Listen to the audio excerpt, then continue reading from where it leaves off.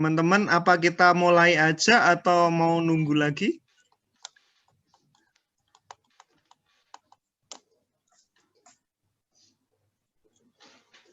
Mulai aja nggak apa-apa kok. Oke. Stephanie, Adelia. Kalau kita mulai, saya serahkan langsung aja ke Bapak Aldi. Langsung ya. Kalau aku ada gitar, mungkin aku yang mimpin nggak apa-apa. Nah, Yudi harus kasih keyboard baru dia lancar ya. Oke. Ini Yudi ini teman mainku dari aku muda nih. Oke. Iya deh, kita berapa lagu nih kita worship berapa menit? Kurang lebih ya 10 menitan lah kita. Satu lagu aja ya, terus kita worship lah ya. Semoga kena.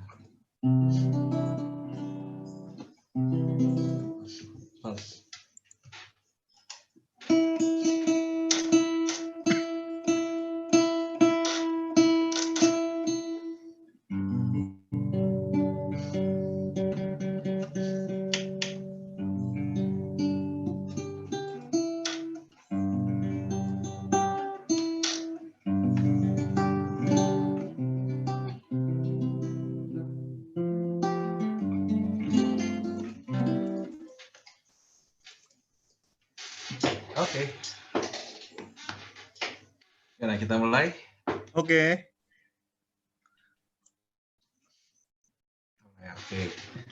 Ya, puji Tuhan, teman-teman, Youth GPDI, haleluya. Senang lagi bisa ketemu ya, walaupun dalam online, Zoom, tapi kita percaya bahwa Tuhan itu tidak bisa dibatasi dengan jarak dan waktu ya. Kita tidak bisa kumpul sama-sama, bukan karena kita nggak mau, tapi karena keadaan ya. Nanti kalau sudah tenang lagi semua, bisa ini tetap harus kumpul gitu. Tetapi ini alternatif, nggak apa. Tapi kita percaya bahwa Tuhan itu selalu ada dimanapun ya, dimanapun kita berada, kita berkumpul ya. Tubuh kita adalah bait Allah. Di mana ada bait Allah, di situ ada Allahnya. Namanya aja bait Allah. Kecuali kita nggak menjadikan tubuh kita bait Allah, maka Tuhan juga nggak tinggal di situ. Tapi saya percaya bahwa kita semua anak-anak muda di GPD Haleluya, kita adalah bait Allah. Puji Tuhan. Yuk sebelum kita sharing-sharing, ngobrol-ngobrol firman Tuhan, kita mau mainkan satu pujian.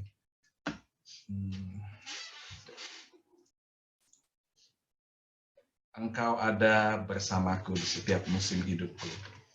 Ya, bersamamu Bapa, ku lewati semua. Engkau ada bersamaku di setiap musim hidupku. Tak pernah kau biarkan ku sendiri.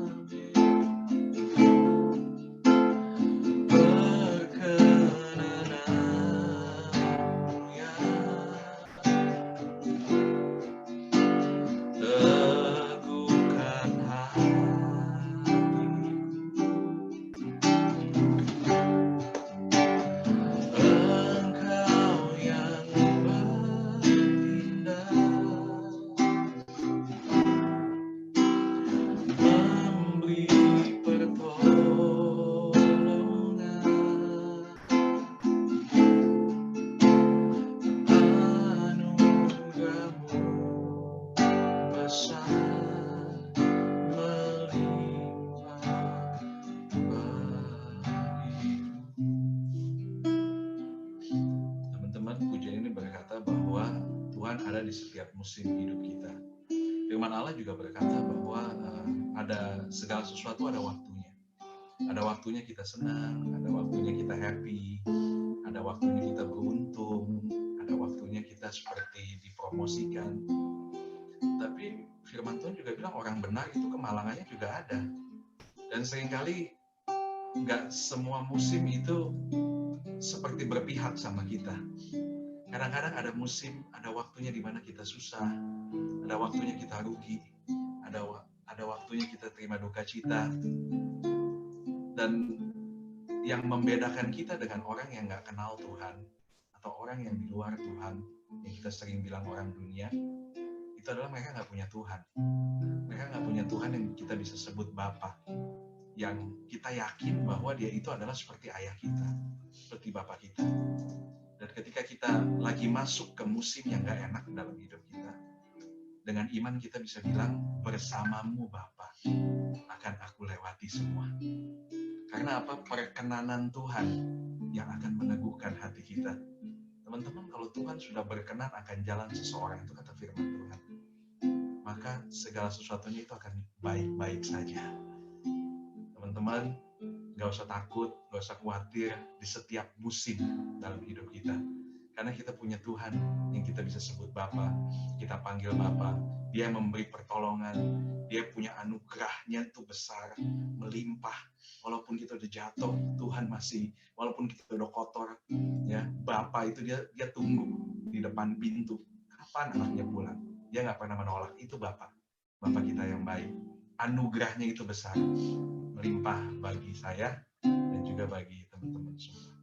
Mari nyanyikan pujian ini sekali lagi bersama Bapa dengan satu keyakinan kita akan bisa lewati segala musim. Ada banyak orang bilang kalau bisa tahun 2020 nggak ada deh, habis begini amat sih, susah amat sih. Tapi bersama dengan Tuhan kita mampu lakukan apapun, kita mampu lewati kesusahan seperti apapun, asal kita tinggal di rumah Bapa. Dikatakan bersamamu Bapa. Bersamamu Bapa,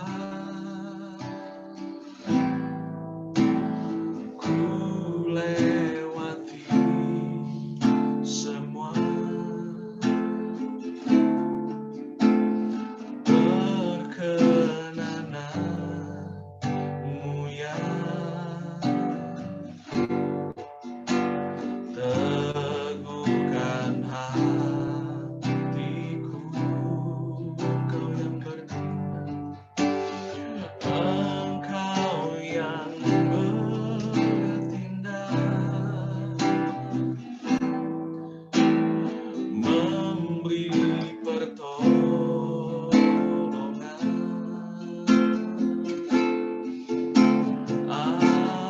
anugerahmu besar melimpah bagiku.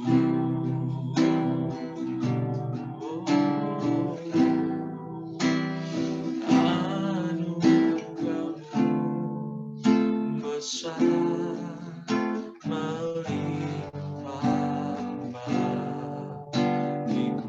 Anugerahmu besar, anugerahmu besar melimpah bagiku. Lagi katakan dengan iman, anugerahmu buat kami besar, anugerahmu besar melimpah bagiku. Mari sembah Tuhan. Haleluya.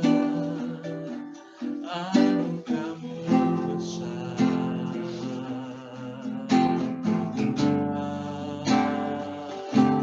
Haleluya.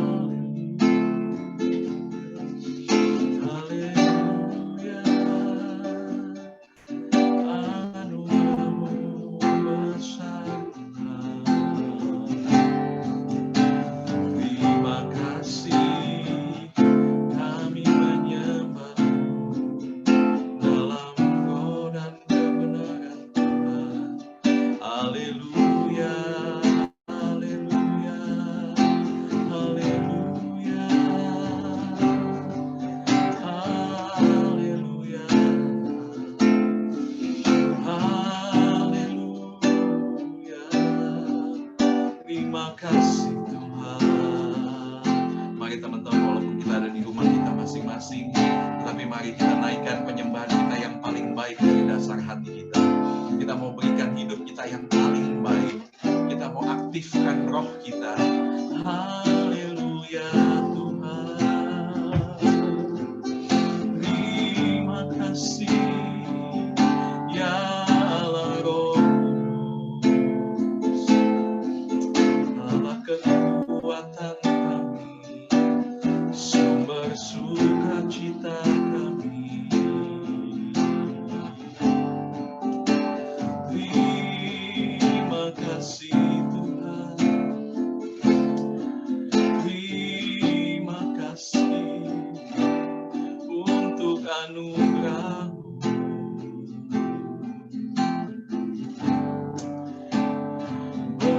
Bersamamu Bapa, ku lewati semua. Amin. Perkenananmu yang teguhkan hatiku. Engkau yang bertindak, memberi pertolongan,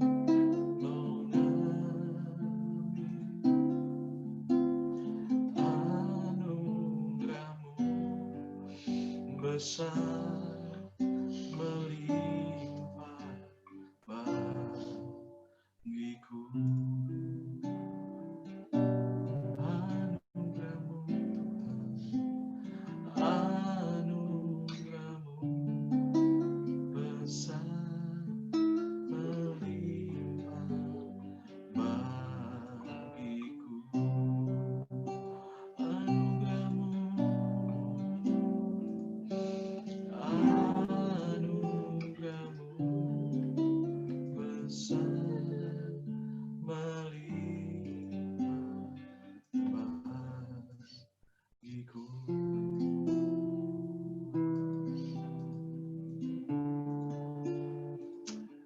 Haleluya. Tuhan Yesus, yang menjadi pengakuan setiap kami Tuhan, seberapapun kami yang hadir di dalam acara Zoom kami ini ya Bapa, kami mau katakan Tuhan, anugerah-Mu besar melimpah dalam hidup kami. Kami akan mampu melewati setiap musim di dalam hidup kami. Walaupun kami seperti ada di dalam satu musim yang kami tidak sukai, tetapi bersama dengan Engkau kami akan mampu lewati Tuhan.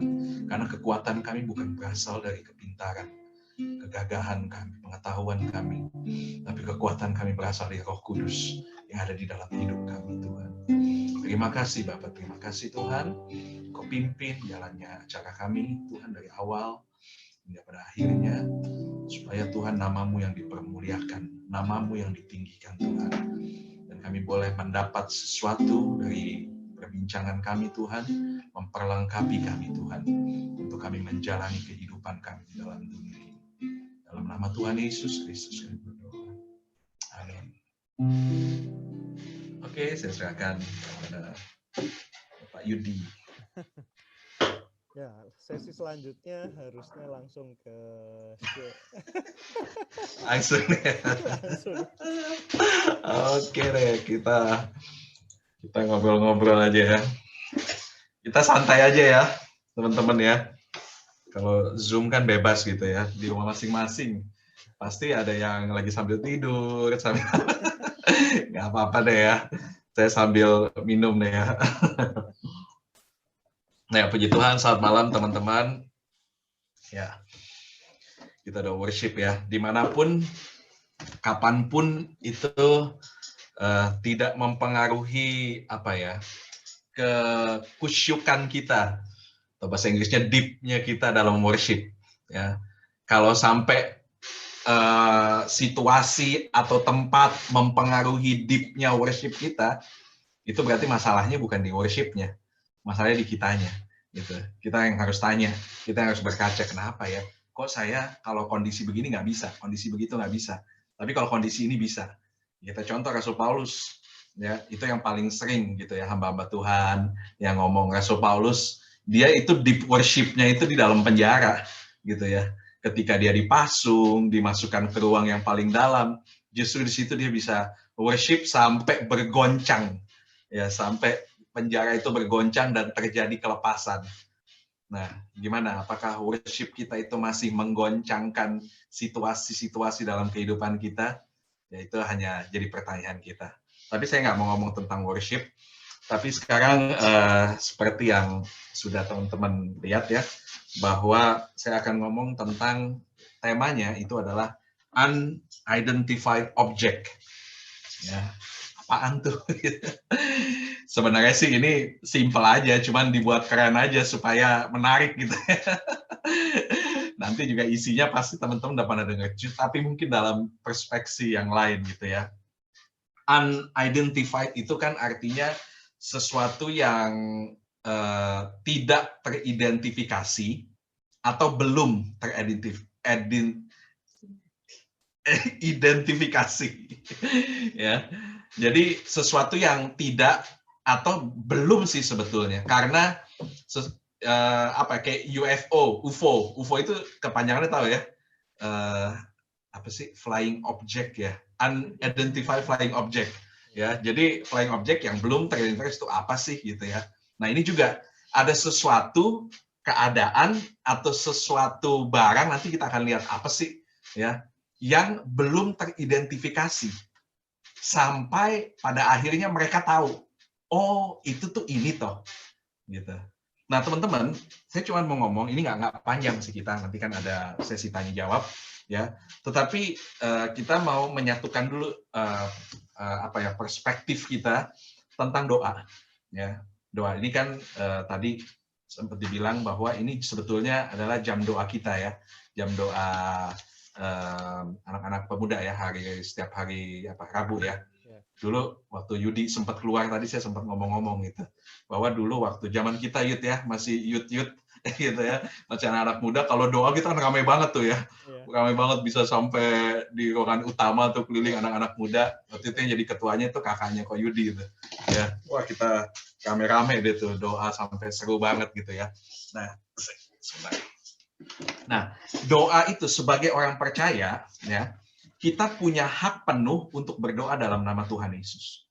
Nah, kita harus punya satu pemikiran ya, pandangan. Sebagai orang percaya kita tuh punya hak penuh untuk berdoa dalam nama Tuhan Yesus, sembuh dalam nama Tuhan Yesus, lepas ya. Doa untuk orang lain, doa untuk kesuksesan orang lain ya, doa untuk kemenangan orang lain, doa untuk kesembuhan orang lain ya. Kita punya hak untuk itu. Doa untuk diri kita sendiri, kita punya hak untuk itu. Jadi kalau kita ditipu bahwa kamu nggak layak, kamu nggak ini karena hidupmu begini-begini dan lain sebagainya, kamu nggak layak, itu semua tipuan. Karena ketika kita ditebus itu kita sudah dilayakkan. Ya, jadi kita punya hak untuk itu. Dan Tuhan kita itu adalah Tuhan yang mendengar doa dan menjawab doa. Ya, dia bukan hanya mendengar dan dia menjawab. Dan Tuhan itu kasih kepekaan sama kita untuk mendengar suaranya. Nah ini yang seringkali saya juga suka ngomong gitu ya ke anak-anak muda khususnya ya, karena banyak pertanyaan gitu, cara dengar suara Tuhan tuh gimana sih ya, cara dengar suara hati, membedakan suara Tuhan dan suara hati dan lain sebagainya. Saya nggak ngomong ke situ, tapi singkatnya aja gitu ya, saya cuma mau ngomong, dan ini selalu saya ngomong, kalau mau mendengar suara Tuhan dengan benar, kita harus kenal dulu Tuhannya dengan benar. Itu aja sih.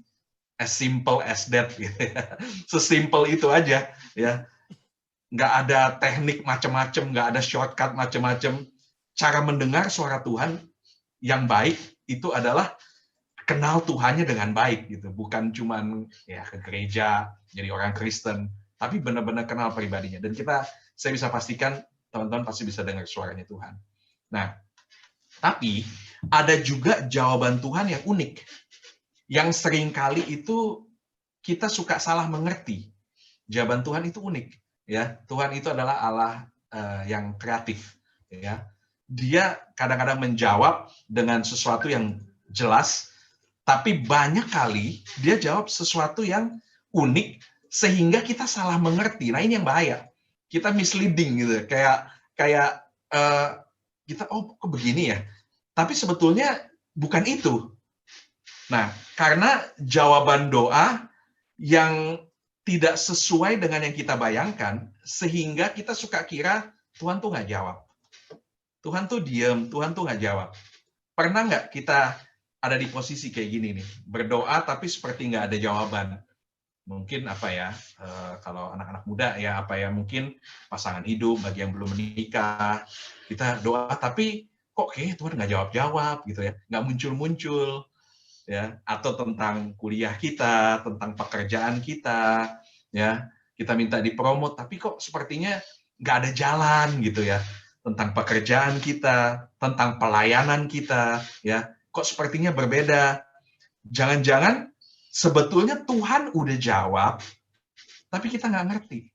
Nah, ini yang banyak terjadi. Kita nggak ngerti sehingga Tuhan tuh gemes gitu sama kita. Aduh, maksud saya tuh begini. Tapi kita karena kita nggak dong gitu ya, kita akhirnya, gitu ya, akhirnya kita jalannya berbeda. Nah, ingat, ada jalan orang yang disangka lurus, tapi ujungnya menuju maut. Itu karena dia nggak ngerti tentang jawaban doanya dia yang Tuhan sebenarnya sudah siapkan. Nah, ada satu kisah ya di dalam Alkitab tentunya ya, tentang kejadian seperti ini yang akan menimbulkan satu pertanyaan, dan ini biasanya menjadi pertanyaan kita semua. Pertanyaan adalah what is it? Apakah ini? Nah, ini ada satu kisah di dalam Alkitab yang menimbulkan pertanyaan, apakah ini? Mereka tuh nggak tahu. Mereka berdoa, mereka minta sesuatu, Tuhan jawab, ketika jawaban Tuhan datang, mereka tanya, what is it? Apakah ini? Atau sesuatu yang tidak teridentifikasi, ya, unidentified object. Jadi kita lihat ini sesuatu, kita lihat barangnya, tapi kita nggak tahu itu apa. Nah, itu maksud saya daripada sesuatu yang tidak teridentifikasi. Yuk kita lihat yuk kisahnya. Kisah yang udah terkenal banget, tapi mungkin miss dari teman-teman. Keluaran 16 ayat, kalau udah Keluaran tuh bangsa Israel pasti ya. Keluaran 16 ayat 1 sampai 31. Ya, yuk kita baca. Enggak ya, kepanjangan ya. Nah, saya bacain sedikit-sedikit aja. Nah, ini jadi kisahnya, saya singkatkan aja ya, saya ceritain aja kisah keseluruhannya. Ini adalah ketika orang Israel itu berhasil keluar. Jadi mereka kan doa tuh supaya mereka ada di perbudakan bertahun-tahun, lama banget di tanah Mesir, ya. Mereka dijajah, mereka kerja untuk orang Mesir, capeknya mereka itu untuk orang Mesir dan lain sebagainya. Jadi mereka doa, kita keluar yuk, gimana? Dan akhirnya Tuhan jawab lewat Musa, mereka berdoa 20 tahun, setelah mereka jawab, mereka terbebas, ya. Tapi itu belum selesai. Ketika kita dibebaskan, kita punya purpose, ada tujuan. Seperti bangsa Israel, dia punya tujuan, yaitu tanah Kanaan. Di situ ada berkat Tuhan yang maksimal, ya. Jadi di dalam perjalanan kita itu diberkati memang. Setelah kita dibebaskan, setelah kita menyerahkan diri kita mengaku sama Tuhan, kita dibebaskan. Tapi nggak selesai sampai situ aja. Ada journey-nya, ya, journey of life. Ada perjalanan hidupnya kita yang, nah itu yang pasang surut tuh, ya. Nah itu seperti bangsa Israel. Tapi kita tahu bahwa ujungnya itu adalah perjanjian Tuhan yang paling topnya, ya, top of the top, yaitu tanah Kanaan. Itu perhentian terakhirnya bangsa Israel, ya. Dan di dalam mereka berjalan itu, mereka butuh apa? Mereka butuh tenaga, benar nggak? Ya, orang Israel mereka butuh tenaga, sehingga mereka berdoa lagi, gitu ya. Mereka berdoa tapi campur sungut-sungut, ya, orang Israel biasalah ya, suka bersungut-sungut. Ya, jadi mereka bersungut-sungut, mereka doa lagi, mereka bilang kita butuh makan nih, ya. Di ayat 2 ya, di ayat 2 nih. Di padang gurun itu bersungut-sungutlah segenap jemaah Israel kepada Musa dan Harun. Ya, dan berkatalah mereka, Kalau kami mati tadinya di tanah Mesir oleh tangan Tuhan, ketika kami duduk menghadapi kuali berisi daging dan makan roti, sampai kenyang, sebab kamu membawa kami keluar dari padang gurun ini untuk membunuh seluruh jemaah ini dengan kelaparan. Jadi mereka minta makanan, ya. Mereka berdoa, ya bersungguh-sungguh, minta daging dan minta roti, ya. Dan minta daging dan minta roti. Dan pada akhirnya ayat yang keempat nih, ayat yang keempat. Lalu berfirmanlah Tuhan. Nah, ini Tuhan kita, Tuhan yang mendengar dan juga menjawab. Ya. Nggak kayak tetangga sebelah ya, teriak-teriak doang. Lalu berfirmanlah Tuhan kepada Musa, sesungguhnya aku akan menurunkan dari langit hujan roti bagimu. Mereka minta apa? Roti. Ya. Terus Tuhan ngomong ke Musa sebagai leadernya, sebagai pemimpinnya. Aku akan menurunkan dari langit hujan roti bagimu. Maka bangsa itu akan keluar dan seterusnya. Jadi Tuhan janjiin roti. Tuhan janjiin jawaban doa daripada bangsa Israel. Ya, mereka mau roti, mereka mau makan, dijanjiin itu. Ya, nah, lalu coba deh kita membayangkan ya, kalau itu kita di zaman itu, ya kita lagi kumpul nih, anak-anak youth GPDI Haleluya, rungkut, ya, mie makan. Terus Om Nok sebagai leader kita yang adalah Musa ceritanya, kita kan doa nih, oh begini-begini. Terus Om Nok bilang, kalian akan menerima berkat, ya. Yang minta pekerjaan dapat pekerjaan, yang minta jodoh dapat jodoh, yang minta ini ya Om Nok, Musa gitu ya. Kamu akan mendapat roti, itu yang kita minta kan. Ya, terus Om Nok ngomong begitu. Nah, ekspektasi kita, ya, tentu di dalam pikiran kita masing-masing, ya, pasti udah mulai. Wah, kalau Yudi mungkin, wah kalau roti itu pasti roti keju, roti ini, ya roti ya, empuk gitu. Nah, kalau Jeffrey, ini mungkin roti itu roti coklat, roti ini. Kalau Karen mungkin roti isi sosis gitu-gitu ya. Ya pokoknya gitu lah, masing-masing punya gambaran sendiri tentang sesuatu. Tapi roti tetap roti gitu ya. Cuman ketika kita melihat ayat 13, nih perhati, ayat 13. Pada waktu petang datanglah berduyun-duyun burung puyuh yang menutupi perkemahan itu, dan pada waktu pagi terletaklah embun di sekeliling perkemahan itu. Ketika embun itu telah menguap, tampaklah pada permukaan padang gurun sesuatu yang halus, sesuatu yang seperti sisik, halus seperti embun beku di bumi. Ya. Ketika orang Israel melihatnya, berkatalah mereka seorang kepada yang lain, what is it? Apakah ini? Sampai di situ. Jadi mereka minta roti, ya. Mereka minta roti, tetapi kemudian dijanjiin sama Musa, oke, Tuhan udah ngomong sama saya, kalian akan dapat roti sesuai dengan doamu. Nah, kadang kita kan begitu ya, kita doa, ya terus kita dikuatin gitu, kita akan dapat apa yang kita doakan, ya. Dan kita punya persepsi masing-masing tentang roti itu, tentang jawaban doa kita itu sesuai dengan apa yang kita mengerti. Nah, tetapi ternyata ayat yang ke-31 nih, ayat 31 bilang, umat Israel menyebutkan namanya mana, warnanya putih seperti ketumbar, dan rasanya seperti rasa kue madu. Nah, sekarang saya mau agak detail ya, mau tanya lagi, orang Israel minta apa? Roti. Ya. Kemudian dikasihnya apa? Sesuatu yang bentuknya halus, seperti embun. Mereka belum pernah lihat nih, kayak gimana. Ada sisiknya, warnanya putih seperti ketumbar, rasanya seperti kue madu.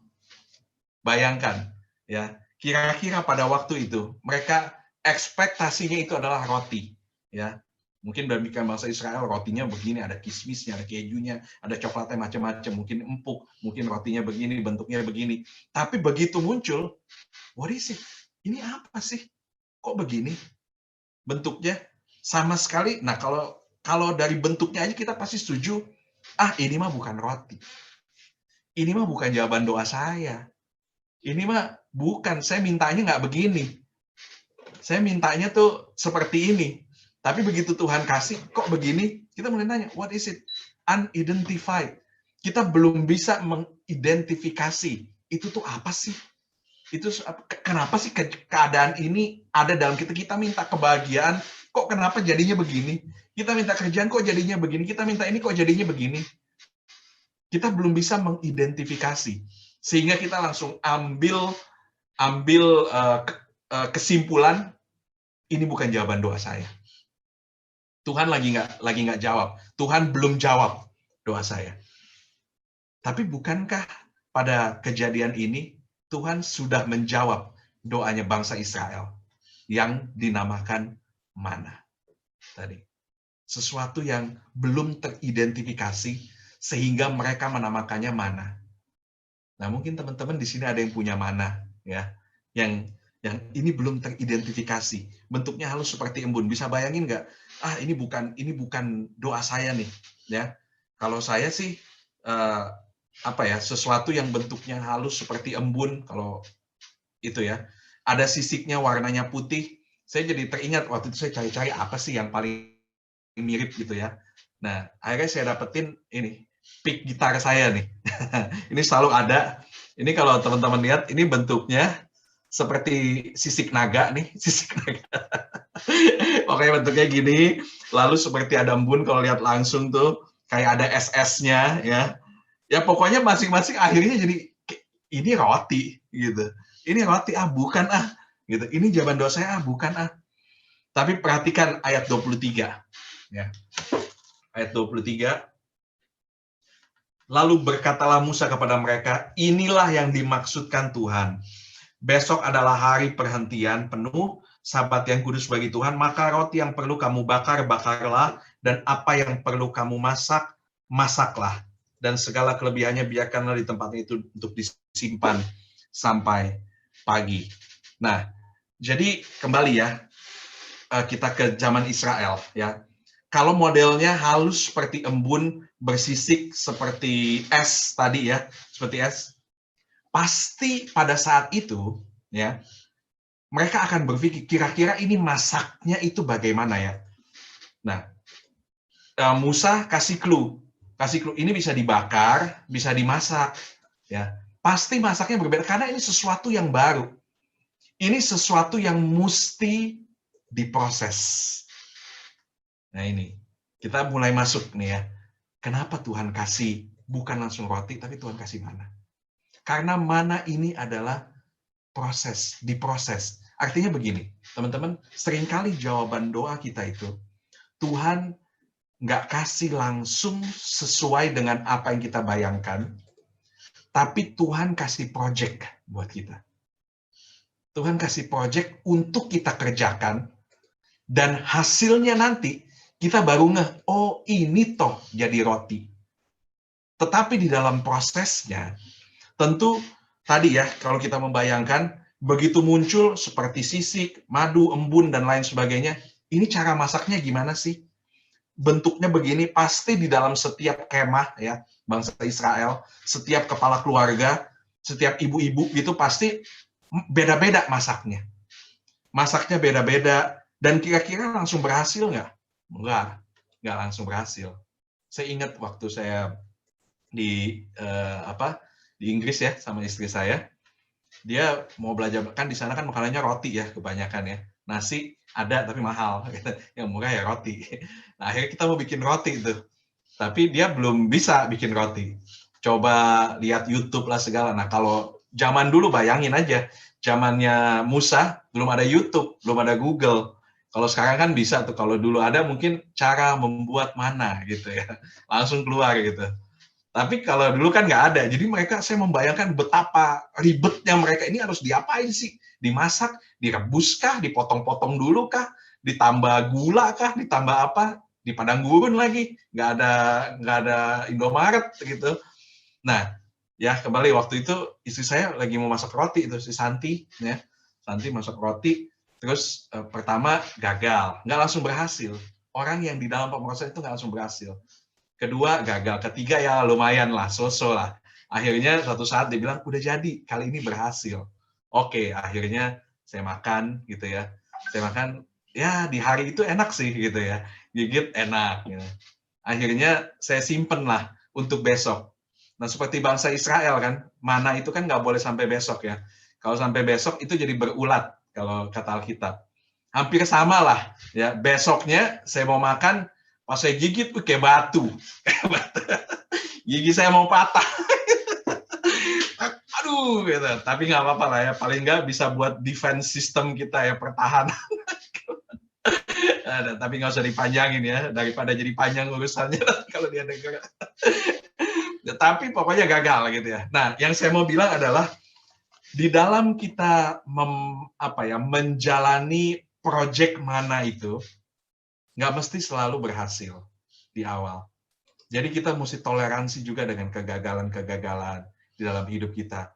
Tetapi ketika kita minta Tuhan, saya minta roti Tuhan. Roti itu bisa kita interpretasikan dengan dengan apa yang kita doakan. Dan seringkali Tuhan nggak langsung kasih, tapi Tuhan kasih proyek yang dinamakan proyek mana. Mereka harus olah mana itu, ya. Tentunya ada trial and error, ya. Ada kadang-kadang salah, kadang-kadang sulit, ada diskusi ya dengan keluarga. Ini gimana sih caranya? Ini gimana sih caranya? Apakah resepnya begini? Ini aneh, ini baru pertama kali ini kita lihat. Nah, seringkali Tuhan taruh keadaan yang kita baru pertama kali. Waktu saya ke Inggris ya, 5 tahun lalu, ya, saya tuh begitu sampai di Inggris, saya tuh memandang sekeliling gitu ya. Dan dalam hati kecil saya, gitu, saya berkata, gua nih ngapain di sini ya, gitu. Udah bagus-bagus pelayanan waktu itu di Sidoarjo, ngapain di sini mulai lagi dari nol dan lama lagi. Semuanya itu sesuatu yang baru, bahasanya baru, kulturnya baru, ya, nggak tahu nanti bagaimana. Tapi saya tahu ini ada satu project yang Tuhan kasih buat saya. Dan nanti next time mungkin saya bisa saksi bagaimana ada begitu banyak yang akhirnya saya bisa buat roti saya sendiri, gitu ya. Bukan roti yang keras tadi itu ya.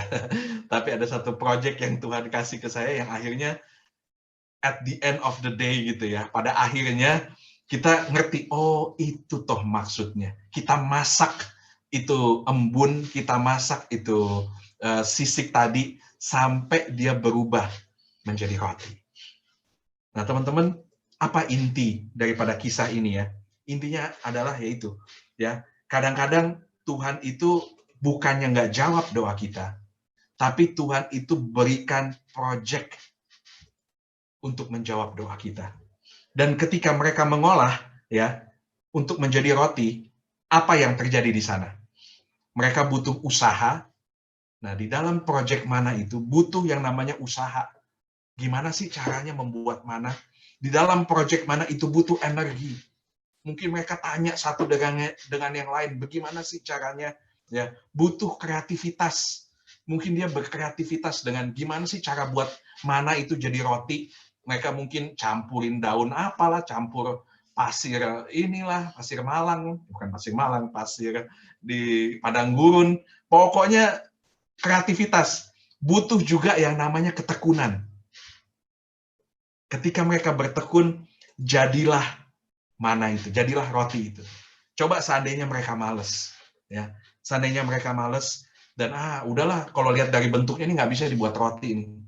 Mereka tidak akan pernah makan roti. Coba seandainya kita begitu Tuhan kasih project ke kita dan kita nggak kerjain, ya, kita males, susah lah yang begini. Enggak deh, saya nggak bisa. Saya begini nggak bisa, ini nggak bisa, itu nggak bisa, ini. Males. Kita nggak akan pernah bisa menikmati jawaban doa yang sesungguhnya Tuhan udah kasih ke kita. Dan itu seringkali terjadi dalam kehidupan anak-anak muda khususnya. Karena anak-anak muda itu dituntut untuk berkreativitas, ya, dituntut untuk masih segar, otaknya masih segar, tubuhnya masih kuat, gitu ya. Jadi Tuhan seringkali kasih project. Dan di dalam project itu, kalau kita melihat di dalam Alkitab, ya, ayat yang ke-16, perhatikan. Ayat 16. Beginilah perintah Tuhan, pungutlah itu tiap-tiap orang menurut keperluannya. Nah, itu ya garis bawah ya. Menurut keperluannya, masing-masing kamu boleh mengambil untuk seisi kemahnya. segomer seorang menurut jumlah jiwa. Artinya apa? Tuhan di sini membentuk karakter daripada orang Israel. Ada yang bandel? Ada. Kalau kita baca terus ada juga yang, saya kumpulin yang banyak. Dia apa? Oportunis. Ya. Seringkali di dalam pekerjaan Tuhan mau kasih, nggak usah khawatir, nggak usah kita terlalu oportunis. Ya. Apa-apa mau diambil. Akhirnya nggak ada yang kita bisa fokus. Semua mau kita, mumpung ada nih, mumpung sempet nih, mumpung apa nih, akhirnya semua mau diambil. Akhirnya semuanya nggak ada yang beres. Lebih baik kita fokus sama satu, kita setia sama satu, kerjain maksimal. Nanti Tuhan yang akan tambahkan lagi. Dan jawaban doa seringkali itu harus dicerna dengan kerja keras dan pembentukan karakter. Nah, proyek mana itu adalah kerja keras dan pembentukan karakter. Dan mari kita introspeksi diri kita, ya. Mungkin banyak yang bilang Tuhan belum jawab doa saya. Tapi dari kisah ini saya cuma mau ingetin aja bahwa jangan-jangan kita yang nggak peka. Itu bahwa sebetulnya Tuhan udah jawab. Tapi mungkin karena kitanya males, kitanya nggak mau repot, kitanya tidak tekun, kitanya tidak mau mengembangkan diri, kitanya kurang positif, sehingga kesempatan besar itu untuk mendapatkan roti itu hilang. Nah, ada banyak ya, yang kalau anak-anak muda mungkin yang belum menikah gitu ya, mungkin cowok-cowok gitu ya, saya mau dapet cewek yang anak Tuhan, ya. Saya udah anak Tuhan, kaya lagi, udah kaya, wangi lagi gitu ya. Tapi dia sendiri nggak pernah mandi gitu ya. Dia nggak usaha, dia minta cewek yang wangi, dia sendiri nggak pernah mandi gitu ya. Dia bilang, saya mau minta anak Tuhan, dia sendiri nggak pernah datang ke gereja. Saya mau minta orang kaya, dia sendiri nggak mau kerja. Ada yang begitu, ada. Artinya apa? Dia mau rotinya, tapi dia nggak mau proyeknya yang harus dia kerjain. Ya tentunya dia harus upgrade dirinya dong. Dia harus upgrade supaya ceweknya juga mau sama dia. Kalau dia begitu, mana ada cewek yang mau sama dia. Nah, itu hanya contoh simpel aja. Tapi ini juga berlaku dalam pekerjaan kita. Kalau kita minta, Tuhan, buat saya berhasil dong, buat saya ini. Ya, nggak semerta-merta datang dari langit, tiba-tiba bos kita datang, bilang, kamu saya angkat jadi atasan saya, gitu. Nggak gitu juga kali ya. Tentu harus ada sesuatu yang kita kerjain dulu. Ya, ada project yang Tuhan bilang, setia pada perkara kecil, dan sesuatu yang besar akan Tuhan berikan kepada kita. Nah, teman-teman, jadi tadi ya, unidentified object, mana itu? Itu bangsa Israel belum pernah lihat apa itu mana. Ya. Orang Israel belum pernah tahu mana itu dijadiin apa, masaknya gimana, ya, mau modelnya gimana. Tapi yang mereka tahu bahwa mana itu adalah roti yang harus diolah. Baru jadi roti. Nah, mungkin pada saat ini di kita ada yang dalam satu keadaan yang kita tidak bisa identifikasi.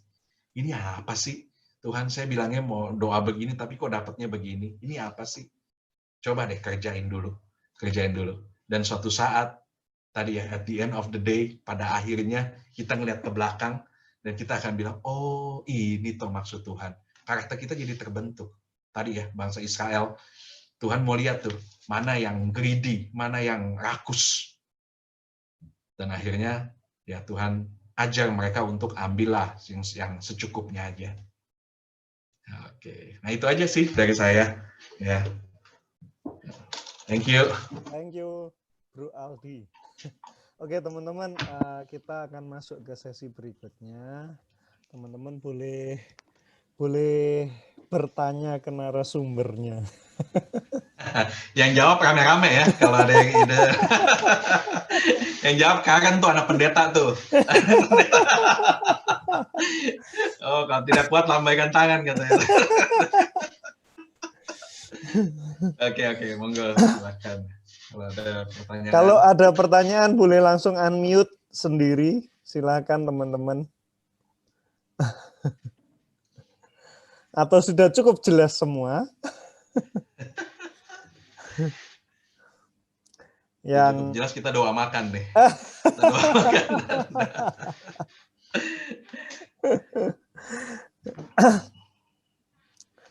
Silakan teman-teman. Atau saya yang bertanya ya. Wah, aku tadi habis nonton yang punya Desi minggu lalu, Yudi juga yang tanya-tanya terus.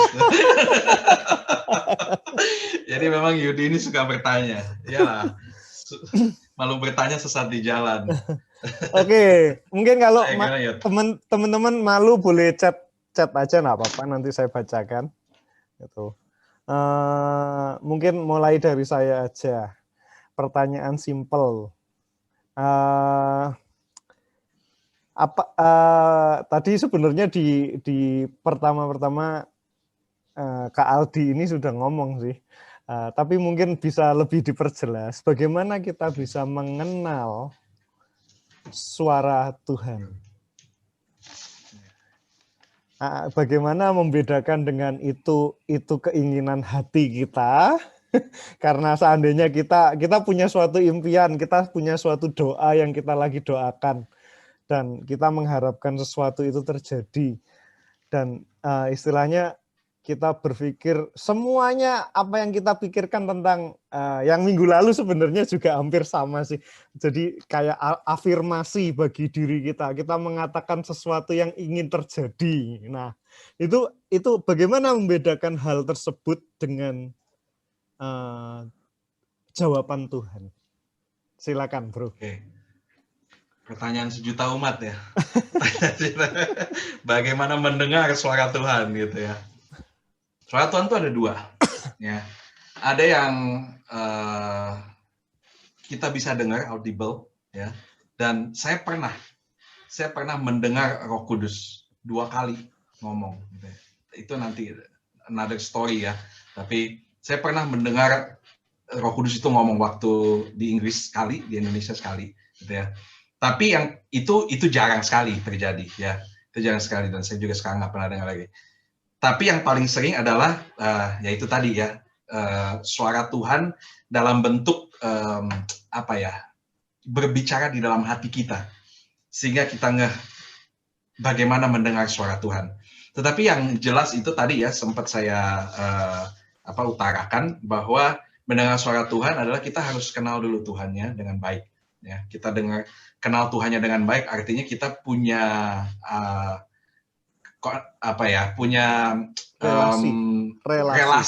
relasi yang cukup baik, gitu ya. Sehingga kita bisa tahu, karena gini, Tuhan itu dia bicara itu pakai sekeliling kita dalam apapun ya, di dalam situasi. Nah begini, jadi sehingga ketika kita bilang bahwa Tuhan, saya lagi punya pertanyaan nih sama engkau, ya, saya lagi punya pertanyaan, kita harus mengembangkan kepekaan roh kita, karena kita lagi punya pertanyaan. Jadi kita mulai aware sama keadaan sekeliling kita. Kita juga nggak boleh bilang Tuhan saya mau ini, abis itu kita cuek, gitu. Karena Tuhan itu walaupun ada, tapi sangat jarang ngomong langsung ke kita, gitu. Dia akan pakai orang-orang di sekitar kita. Dia akan pakai lingkungan kita, ya. Dia akan pakai orang-orang di sekitar kita. Tuhan akan pakai orang lain untuk ngomong ke kita. Dan yang terpenting adalah Tuhan itu selalu berbicara lewat ini nih. Lewat ini.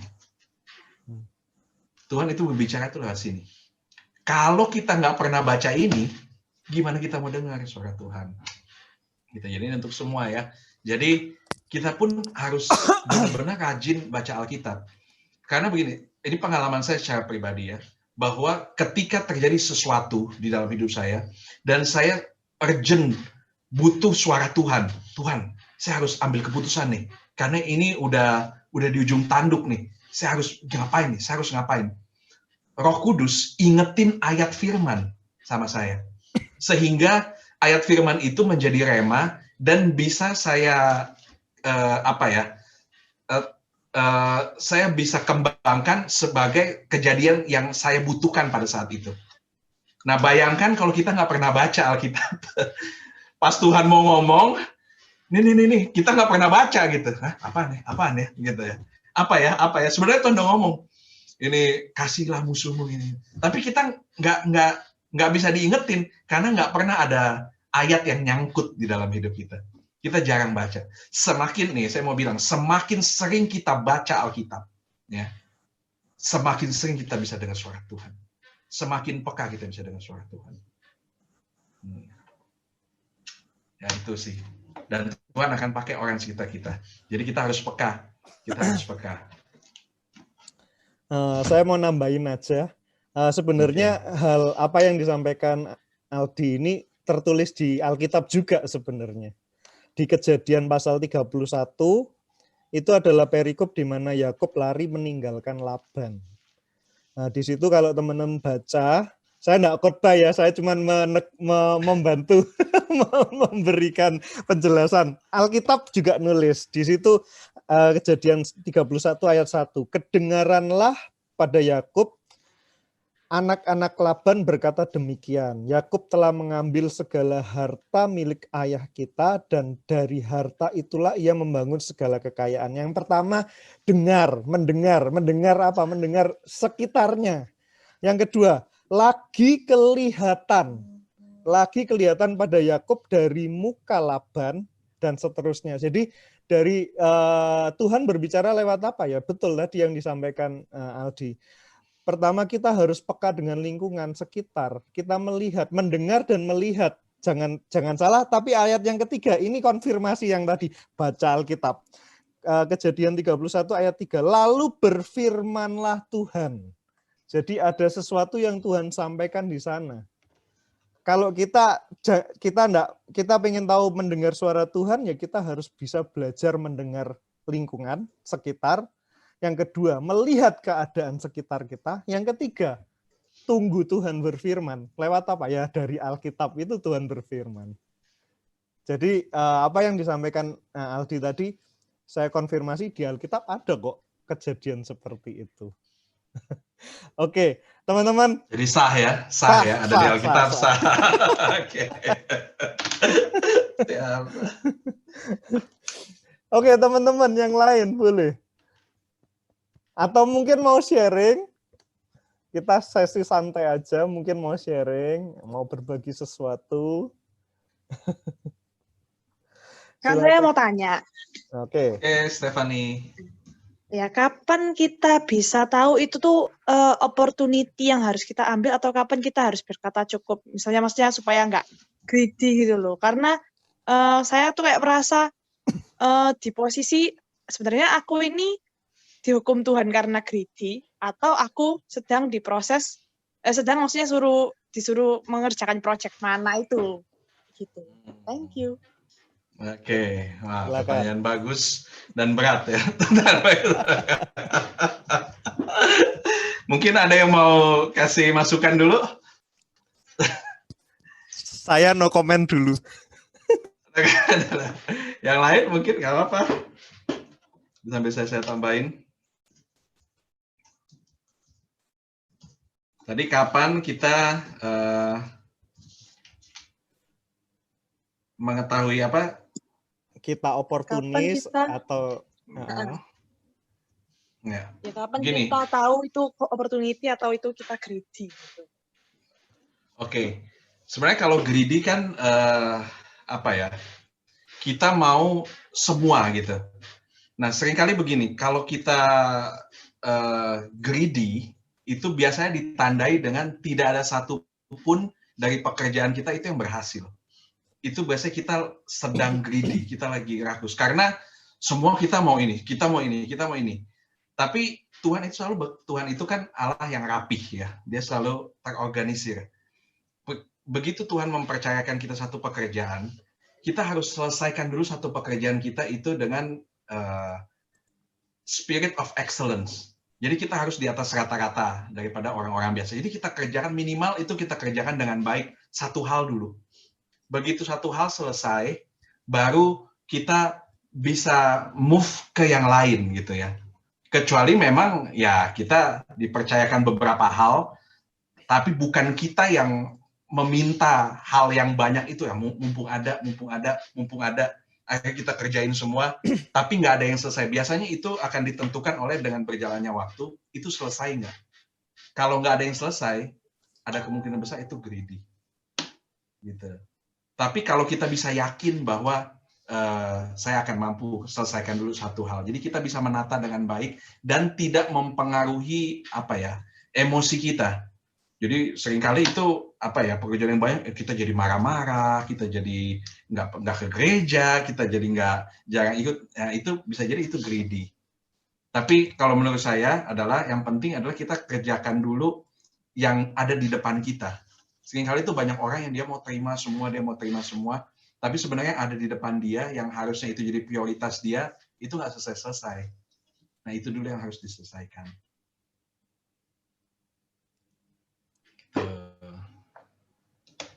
Jelas, Van? Thank you, Kak. Jelas. Kalau ada pertanyaan lanjutan, nggak apa-apa, nanti DM aja atau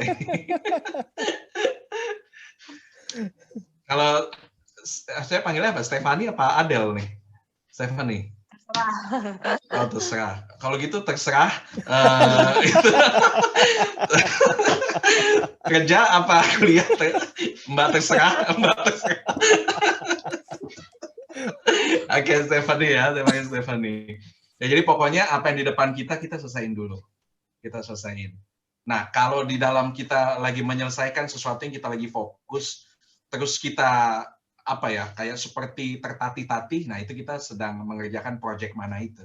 Asal kita lagi fokus sama yang satu ini, yang menjadi prioritas kita. Tapi kalau banyak gitu yang kita anggap itu semua prioritas, tapi nggak ada yang beres gitu ya. Akhirnya ada banyak orang yang dikecewakan, ada banyak orang yang disakiti, ada banyak orang yang jadi nggak seneng. Nah itu bisa-bisa kita greedy.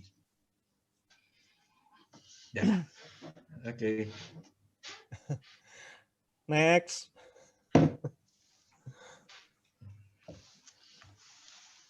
Ada lagi? Tapi kalau gini, Ya, Yuri. Halo. Boleh. Oke. Yuri dulu. Kodan dulu dah. Siapa Daniel? Ya udah. Kalau aku sih kayak ngelanjutin punya Adel ya. Kalau misal nih kita itu udah jalan, misalkan nih kalau ini kan berurusan sama kerjaan, misal kita udah bekerja ini oke lah ya. Tiba-tiba kayak ditumpuk-tumpuk pekerjaan, jadi kita nggak ngambil sebuah kepercayaan, tapi kayak dikasih kepercayaan itu kayak ditumpuk-tumpuk gitu. Jadi kayak di sisi lain kita ini kayak ngerasa mampu nggak ya? Kita sendiri kayak nggak yakin, tapi di sisi lain begitu kita jalan endingnya kayak tiba-tiba kita biasanya kita kan mengerjakan sesuatu dari dikasih kepercayaan satu project gitu kan Kak Aldi. Tapi di begitu kita merasakan ini tiba-tiba 2 project gitu kan, kadang kita kayak Tuhan ini ya apa ya? Nah itu kayak rasanya apakah kita itu benar-benar kayak memang lagi diproses Tuhan kalau ini kita memang banyak, atau kayak kita ya memang lu memang harus habisin itu kayak gitu sih. Oke. Jadi bukan kita ngambilin kepercayaan, tapi kayak dikasih kepercayaan blek. Kita nggak bisa nolak sudahan. Nah begini ya, kalau kita kalau kita perform dimanapun gitu ya, kita perform dalam pekerjaan kita tadi ya, kita berusaha, kita kreatif ya, tentunya itu akan ada promosi, bukan saja dari manusia tapi dari Tuhan juga gitu. Jadi kalau menurut saya, kalau seandainya memang kita dipercayakan itu kan berarti kan nggak moro-moro tiba-tiba Daniel tiba-tiba langsung baru masuk kerjaan langsung dikasih banyak, enggak kan? Pasti ada prosesnya dulu kan, di awal-awal mungkin cuma dikasih 1, dikasih 2 ya. Tapi karena kamu baik kerjanya, karena kamu perform kerjanya, ya waktu itu kita sempat ngobrol-ngobrol kan, kamu sempat dipercayakan jadi ini sampai Tuhan bawa kamu naik. Ya itu bukan greedy. Itu bukan greedy dong. Itu benar-benar sesuatu yang Tuhan kasih ke kamu ya untuk dikerjakan lagi. Kan setia pada perkara kecil ya, mungkin kamu udah mengerjakan bagian kecilmu. Tapi sekarang Tuhan kasih yang lebih lagi. Tapi kalau kamu setelah kamu dapatkan itu banyak, terus kamu masih cari-cari objekan lain, mumpung bisa nih, mumpung sempet nih, akhirnya kamu ambil, tapi yang ini nggak selesai, nah itu yang opportunist. Tapi kalau memang kita dikasih kepercayaan, ya berterima kasih sama Tuhan, itu berkat. Itu berkat. Fokus dulu sama kepercayaan. Kayaknya kepercayaannya bukan satu sih Kak Aldi. Kayak ditumpukin belek-belek gitu. Tapi begini, kalau seandainya kamu rasa bahwa kamu mampu, ya, kamu mampu. Jadi kamu harus bisa menakar. Nah, ini ada juga opportunis dalam hal menakar kemampuan. Ya, seringkali itu juga terjadi ke diriku. Ya, tapi aku dalam hal pelayanan. Misalnya banyak nih ya panggilan, banyak ini dikasih pekerjaan ini, dikasih tugas ini, dikasih tugas ini. Nah, itu aku anggap sebagai ini Tuhan mempromosikan. Wah, Tuhan baik deh, Tuhan pakai aku. Tapi aku sadar kalau aku kerjain semua, ini pasti nanti nggak akan kelar. Pasti nggak akan selesai, ada orang-orang nanti yang kecewa, ada orang. Akhirnya aku harus ngomong ke orang itu, sorry, yang 2 ini jangan saya dulu deh, tapi yang 2 ini saya ambil. Gitu. Jadi kamu juga harus bisa menakar, mampu nggak? Tapi nanti kan ada masa prosesnya. Kalau kamu rasa nggak mampu, jangan ragu untuk menolak. Walaupun mungkin kita kehilangan berapa persen gitu ya. Tapi jangan khawatir. Ketika kita perform di 2 ini, yang kita ambil itu, justru disitulah kamu akan bisa diangkat lagi. Daripada kamu ambil 4-4-nya nggak perform, nggak kelar, akhirnya kita akan jadi turun. Jadi kita harus berpikir jangka panjangnya. Ya itu. Tapi kalau Tuhan percayakan itu ya, why not? Gitu.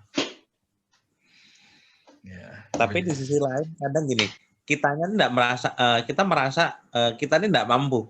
Tapi di sisi lain kadang satu hal yang kadang saya berpikir gini, waduh Tuhan ini kok banyak banget ya. Kita sendiri sebenarnya merasa tidak mampu, tapi kayak step by step-nya itu kadang kayak Tuhan, kamu lo bisa. Kadang sih pola pikirnya kita sama pola pikirnya Tuhan nggak tahu gitu. Kita nggak match gitu kan. Tapi di ujung-ujungnya baru kita tahu. Selesai juga ya. Kayak gitu sih.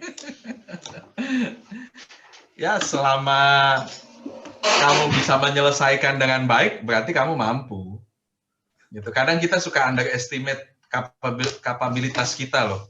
Kita kira kita nggak mampu, tapi ternyata dengan kita kan punya Roh Kudus. Gitu. Roh Kudus itu sumber hikmat loh. Roh Kudus itu sumber kreativitas kita.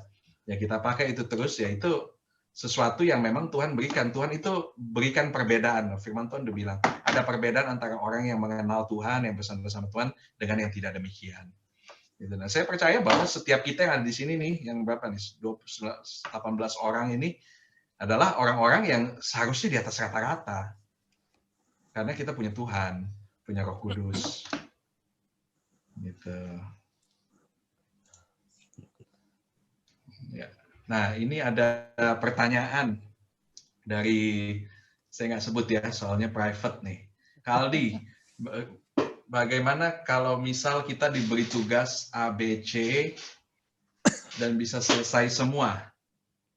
Wah, puji Tuhan. Ya, bagus. Apakah itu berarti Tuhan memberi kepercayaan lebih dan mau kita naik level? Ya. Ya, tapi memang dalam proses penyelesaian tentu butuh waktu. Dan tentunya relationship yang dekat dengan Tuhan. Roh Kudus sangat menolong. Iya, indeed. Roh Kudus itu nolong banget. Roh Kudus, makanya ini saya selalu tekankan ya sama kita gitu, bahwa Roh Kudus itu bukan ini loh, bukan apa sih yang melayang-layang Casper hantu gitu, yang dia itu real. Dia itu yang bisa ngasih tahu kita. Dia tuh bisa ngomong sama kita ya.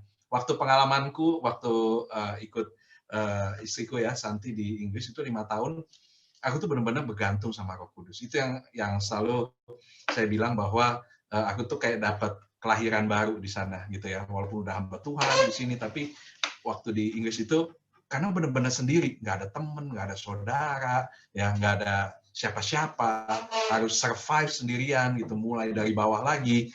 Saya cuma punya Roh Kudus gitu. Dan di saat itu saya merasa itu saya bisa dekat banget sama Roh Kudus. Roh Kudus yang nolong. Sampai tadi ya, nah ini boleh ya sedikit kesaksian ya.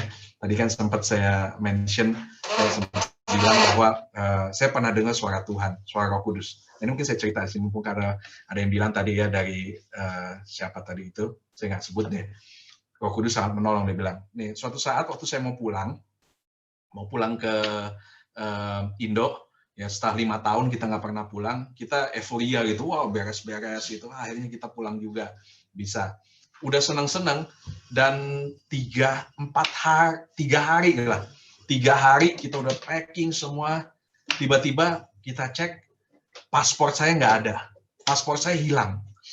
Waduh, gitu, saya langsung lemes gitu. Waduh, gimana nih?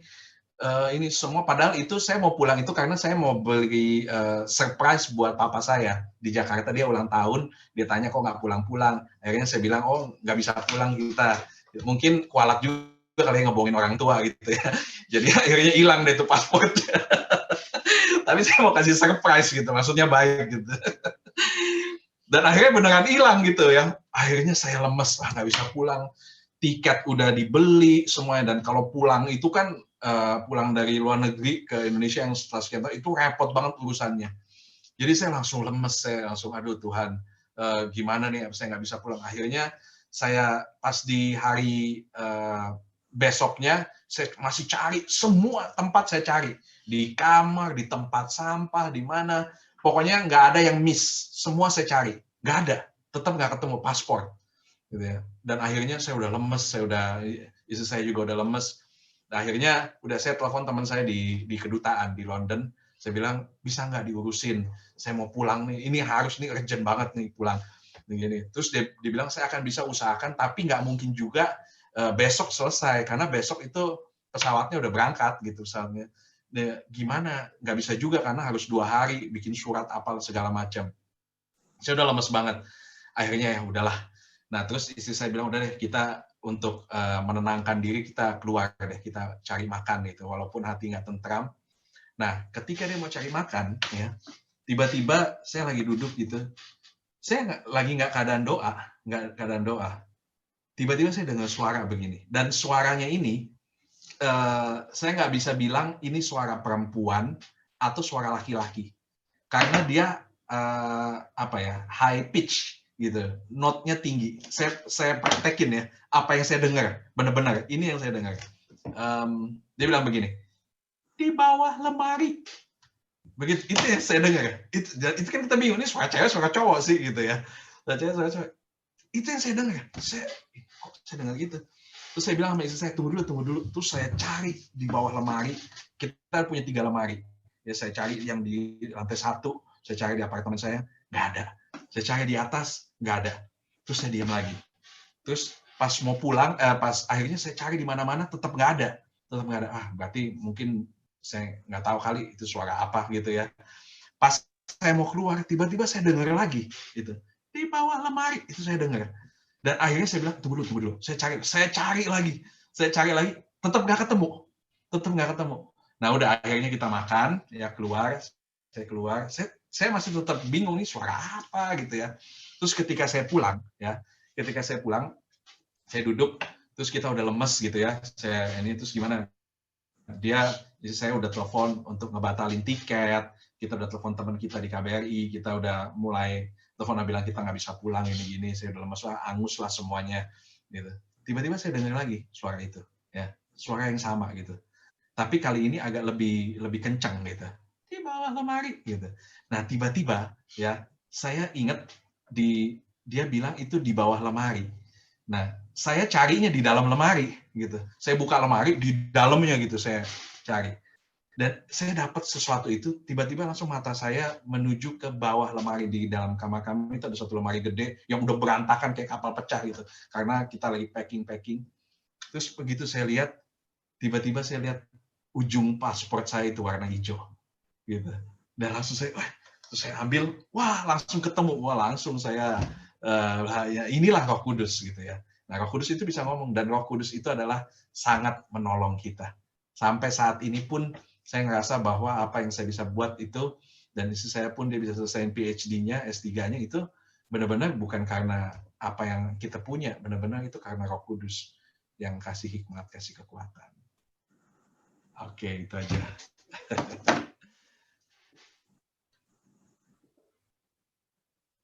Ada lagi? Silakan, Ye.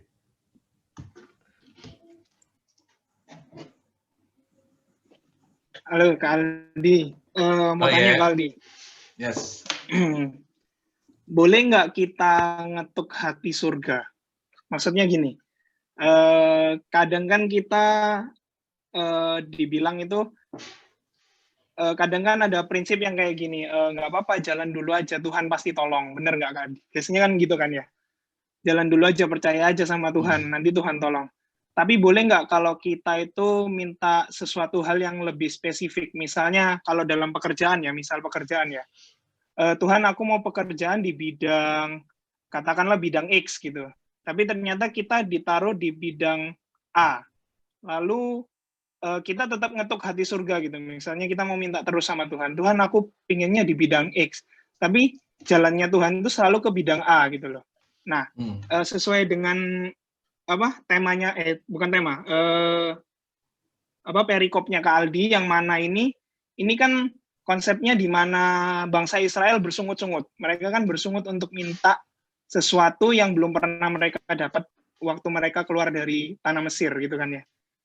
Minta roti gitu kan ya.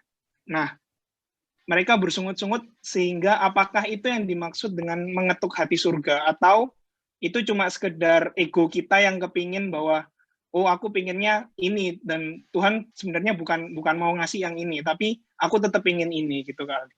Menurut Kak Aldi sampai di situ gimana? Oke.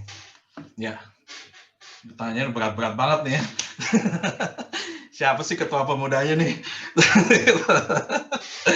Oke, ya, mengetuk surga ya, gitu ya. Yang pertama begini, boleh nggak kalau minta spesifik apa yang kita mau? Sangat boleh. Justru itu yang kita harus, ya, spesifik, gitu. Saya mau kerja di sini. Ini begini, gini, saya mau pasangan saya begini, saya mau masa depan saya begini, sespesifik mungkin, gitu. Tandanya kita punya goal, tandanya kita orang yang nggak hidup asal-asalan, hidup nggak gampangan. Nah, orang yang hidup gampangan, anak-anak gampang itu orang yang dia mengalir aja, gitu. Udahlah, nanti beres, itu gampangan. Tapi orang yang nggak gampang itu dia bisa setting goal. Tapi masalahnya begini, seringkali Tuhan itu suka intersepsi, ada di tengah-tengah. Jadi kayak tadi kamu bilang kamu maunya X gitu ya, tapi Tuhan kasihnya Y, gitu. Tuhan kasihnya Y. Nah, kamu harus lakukan sesuatu yang terbaik di Y itu, di dalam pekerjaanmu yang Y itu, sambil kamu tetap berdoa untuk X itu. Nah, dan itu mungkin makan waktu lama gitu ya. Mungkin Tuhan saya dapatnya ini, tapi mungkin ini batu loncatan kali Tuhan. Ya oke, yang penting saya akan kerja di sini sampai saya ada di X itu. Karena bisa ada dua kemungkinan begini. Kadang Tuhan izinkan Y ini ada di dalam hidupmu, supaya kamu bisa masuk ke X. Atau, jangan-jangan kalau kamu di X, itu berbahaya buat kamu, sehingga Tuhan kasih kamu di Y. Sehingga yang kamu dapatkan adalah yang kamu minta sama Tuhan, minta pengertian. Kenapa kamu ada di Y sebelum kamu ke X? Gitu. Jadi kamu harus minta, Tuhan, apa yang Tuhan mau saya kerjakan di sini? Karena itu seringkali terjadi dalam orang. Dia kira di Y ini nggak baik. Dia kira kerja di akuntansi ini nggak baik. Karena dia itu orang IT. Dia di IT, saya maunya di IT, saya mau kerja di sini. Dia kira nggak baik kerja di sini. Tapi ternyata Tuhan kasih di sini, karena ada sesuatu yang Tuhan mau kerjain di sini. Mungkin ada orang-orang yang kamu bisa saksi di situ. Mungkin nanti di kemudian hari kamu bisa bantu orang. Nah, kamu harus minta pengertian. Tapi tetap kita spesifik sama Tuhan. Kita bilang, saya mau di X. Tapi ketika kita minta pengertian kenapa kamu ada di sini, ketika kamu menjalankan dengan setia, dengan melakukan yang terbaik, yang maksimal di Y ini, ya, jadi akuntan ini, contohnya ya, di akuntansi ini, nanti kamu akan bisa melihat bahwa apakah ini hanya batu loncatan atau memang Tuhan mau kamu di situ. Yang penting kita ngejalanin dulu. Gitu. Gimana? Jadi kita minta pengertian, kenapa kita ada di sana. Berarti secara nggak langsung boleh ya Kak Aldi ya, minta spesifik gitu berarti Boleh. bukan salah ya. Nggak Salah ya. Tapi pernah nggak kalau kita ngikutin ego gitu Kak Aldi? Bedanya dengan kita ngikutin ego itu gimana Kak Aldi? Misalnya aku udah dikasih A, tapi kok pingin terus minta B gitu. Misalnya kayak ini tadi lah, misalnya sampai bersungut-sungut sampai akhirnya Tuhan kasih deh akhirnya gitu. Akhirnya apakah itu tanda belas kasihan Tuhan atau itu cuma sekedar nggak tahu, aku nggak tahu apakah itu masuk dalam belas kasihan Tuhan atau gimana. Yang tadi kayak contohnya bangsa Israel bersungut-sungut itu lalu akhirnya dikasih mana, itu akhirnya masuk dalam belas kasihan Tuhan atau gimana? Ya, itu adalah jawaban doa Tuhan buat mereka sih, karena mereka membutuhkan itu. Mereka butuh roti memang untuk punya energi tadi itu, untuk berjalan. Karena mereka membutuhkan, either mereka minta baik-baik atau mereka minta bersungut-sungut, emang itu yang dibutuhkan, itu yang Tuhan kasih. Itu. Jadi ya, memang itu kebutuhan mereka. Makanya Tuhan kasih, tapi Tuhan kasihnya itu berupa project supaya mereka belajar sesuatu di sana. Gitu. Berarti kalau kita minta tapi kita nggak butuh, itu namanya ego kita ya Kak Aldi ya? Ego, iya. Oke. Thank you Kak. Sama-sama. Berarti menyangkut tentang keinginan dan kebutuhan. Ya, keinginan dan kebutuhan.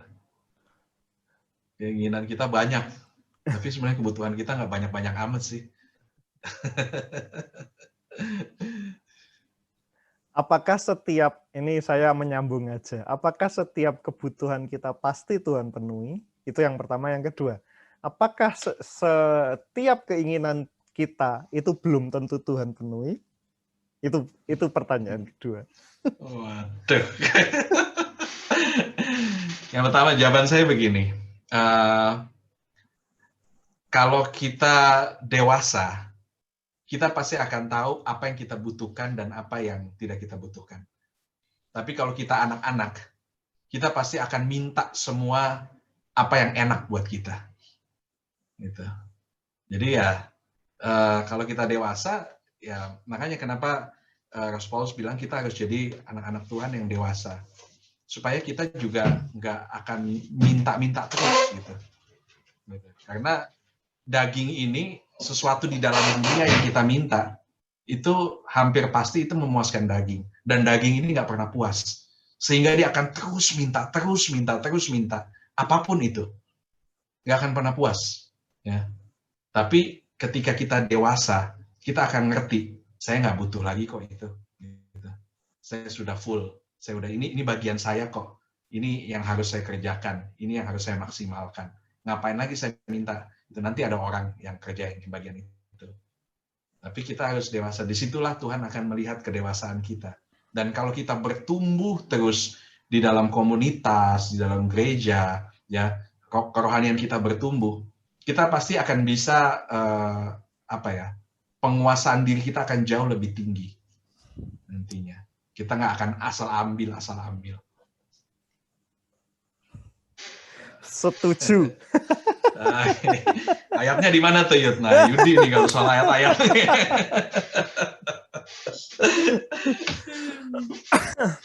Setuju banget.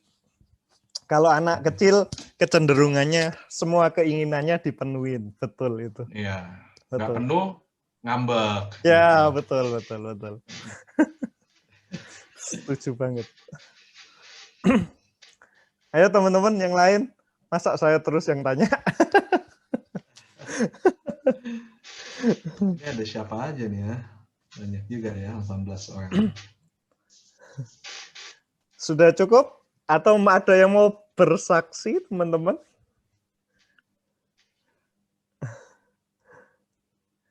Mungkin ya saya tanya lagi deh.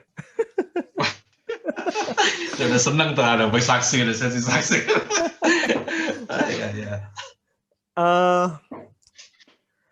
Ya tadi Kak Aldi kan sempat menyinggung tentang penguasaan diri dan istilahnya merasa cukup. Kapan kita mulai mengerti kita merasa cukup? Ya kan tadi ini hubungannya dengan ini serakah atau ini sudah cukup? Saya hanya menindaklanjuti pertanyaan-pertanyaan yang ada. Kapan kita itu bisa merasa cukup, itu hanya kita yang bisa jawab. Karena masing-masing kita itu beda-beda tingkat kecukupannya. Gitu. Ya, kalau bagi saya, terusan karena saya pelayan Tuhan, kalau cuma bersaksi sama 1-2 orang, bagi saya itu belum cukup. Masih harus saya kerja, karena saya hamba Tuhan. Tapi kalau mungkin bagi yang sibuk banget dalam pekerjaannya, dia bersaksi 1-2 orang, itu mungkin udah oke lah buat dia. Nah, itu mungkin udah cukup buat dia. Nah, saya adalah rasa cukup itu beda-beda dalam setiap orang. Tapi yang jelas rasa cukup itu ya kita benar-benar harus dengan suara Tuhan sih, bahwa udah waktunya kita stop, gitu. Waktunya kita supaya kita nggak terlalu overwhelming gitu, terlalu berlebihan. Semua yang berlebihan itu nggak baik juga sih. Gitu. Saya kadang-kadang dalam pelayanan juga begitu. Kalau udah kebanyakan itu juga nggak mau. Gitu. Bagi saya sesuatu yang berlebihan itu nggak baik. Harus ada momen-momen kita sendiri sama Tuhan, ngobrol sama Tuhan. Gitu.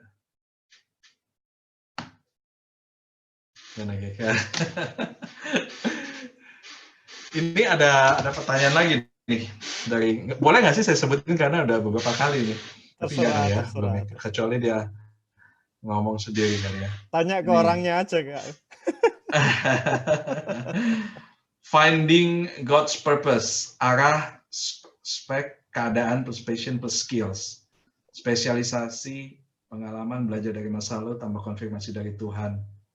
Penentu firman Tuhan, damai sejahtera, versus mohon diri sendiri, momen Esther. Wah, nih khotbah nih. Ini kayaknya pelayan Tuhan nih, ini biasa khotbah nih. Kak Aldi, ada pendapatkah mengenai how we find God's purpose? It's okay. Oh, boleh kok sebut nama. Oh, boleh sebut nama. Ini adalah Sandra. Ya, silakan Sandra menunjukkan dirinya. Boleh kok sebut. Ya, Kak Aldi. Ya.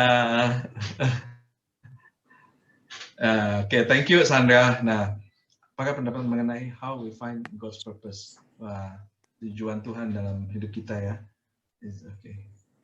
Nah, jangan saya aja dong yang jawab dong, yang lain gimana kalau ada masukan? Narasumbernya kan kamu.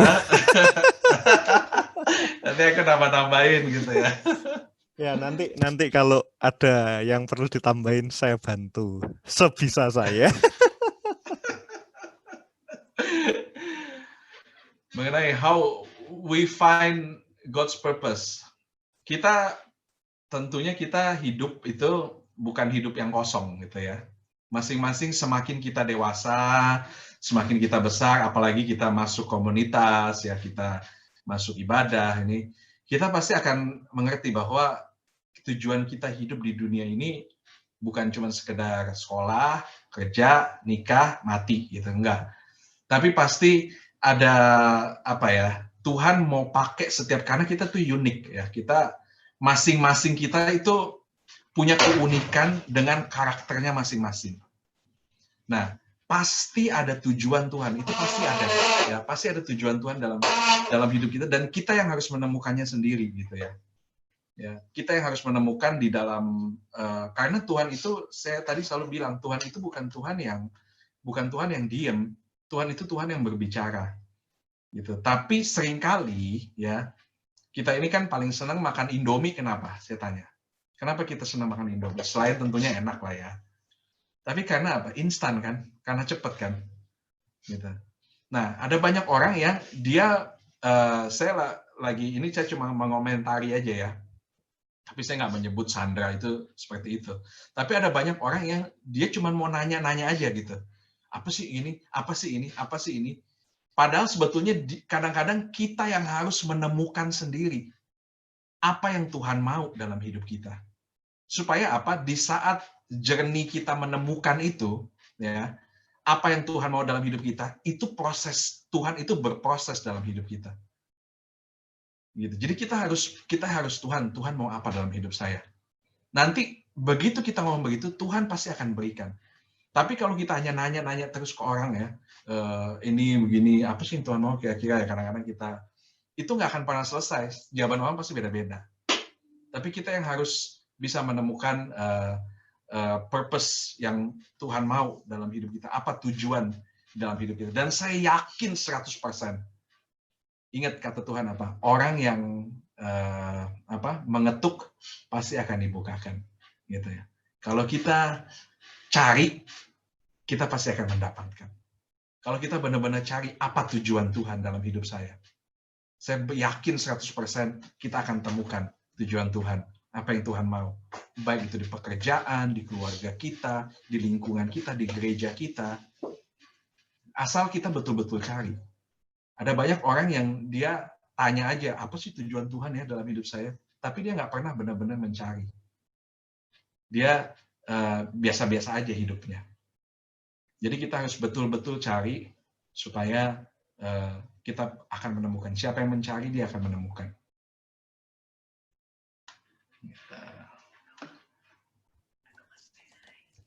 Ini Santi mau say hi katanya. Hai. Hai Kak Santi. Ngomong. Nah, ini isu saya Santi. Mungkin ada mahasiswa Petra. Halo. Halo Michelle, wah Michelle udah gede ya. Udah. Masa kecil terus nggak bertumbuh dong. Stephen udah gede juga. Udah pimpin pujian waktu itu. Lagu-lagu gospel lagi ini. Soalnya dulu kalau ngajarin Michelle harus ini. Michelle duduk ya. Ternyata. Michelle senangnya lagu gospel ya. Gospel. Semua senang gospel kan? Gosip pelayanan. Gosip pelayanan. Halo Karen. Coba lihat di IG. Ya. Daniel. Wah seru nih kayaknya Ko Yudi. Banyak pertanyaan katanya kali. Iya banyak banget, berat-berat lagi. Silakan. Gak ada pertanyaan kan buat saya? Next time narasumbernya kamu ya. Oh iya. Boleh. Apa aja dulu nih ya tentang mencari pasangan hidup. Dulu Santi guru sekolah minggu, bagi yang mungkin belum tahu, Santi itu dulu angkatannya Ko Yudi, pemuda remaja. Sama-sama guru sekolah minggu dan lain sebagainya. Ya.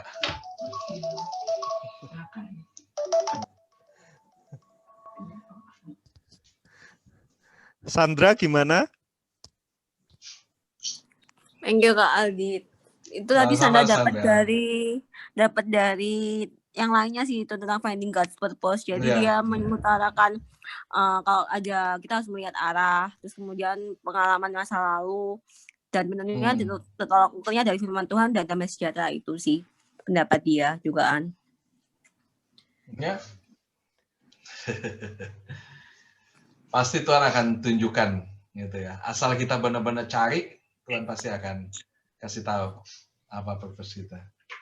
Bagus nih tadi Sandra tadi harusnya di ini aja nih Sandra yang kamu tulis, jangan di private.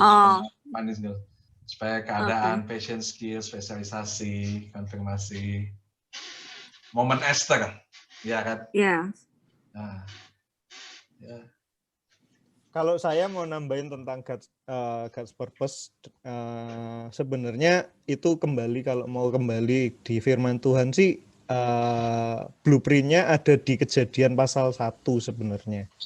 Di mana Tuhan menciptakan manusia serupa dan segambar dengan Allah, supaya apa? Yang pertama berkuasa.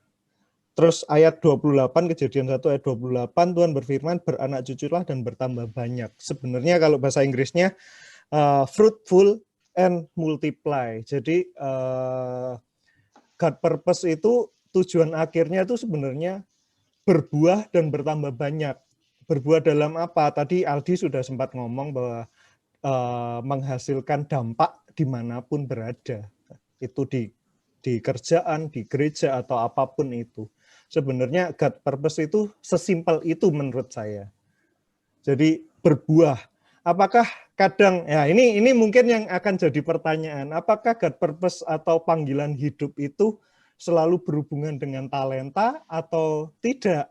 Nah, itu yang mungkin harus dipertanyakan. Gitu. Kalau menurut saya berbuah dan bertambah banyak itu tujuan awal dari Tuhan menempatkan manusia, Tuhan menciptakan manusia di bumi untuk berbuah dan bertambah banyak. Gitu. Jadi kalau teman-teman pengen tahu hal yang simpel ya, apakah dalam hidup ini berbuah atau berdampak bagi orang-orang di sekitar kita.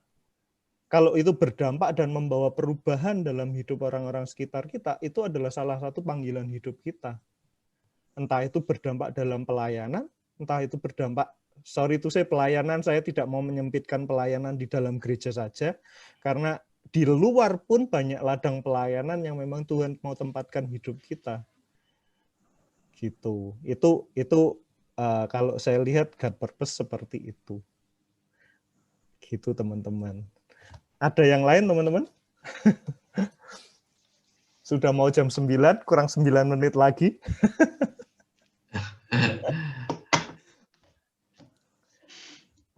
Cukupkah hari ini? Soal talenta juga saya tambahin ya. Tadi Yudi sempat singgung soal talenta. Apakah sesuai dengan talenta kita? Saya cuma mau ingetin bahwa firman Tuhan bilang talenta itu bisa dilipat gandakan. Gitu ya. Jadi mungkin pada saat ini kita cuma punya satu, tapi karena kita rajin, ya kita gandakan, bisa jadi 2 gitu ya. Bisa terus berlipat kali ganda. Gitu. Jadi jangan underestimate diri kita sendiri. Kita kira bahwa kita saya cuma bisa lakukan sedikit karena saya talentanya sedikit. Tapi selama kita lakukan itu terus, Tuhan pasti akan tambahkan terus. Sampai kita bisa jadi dampak yang besar banget di kemudian hari. Walaupun kita mulainya itu startnya itu dari kecil banget.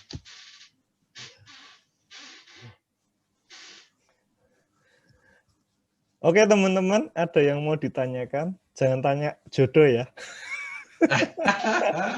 Sesinya nanti ada beda lagi. Jodoh jadi dukun dong saya. Tanya dukun. Pakai kartu nanti jawabnya.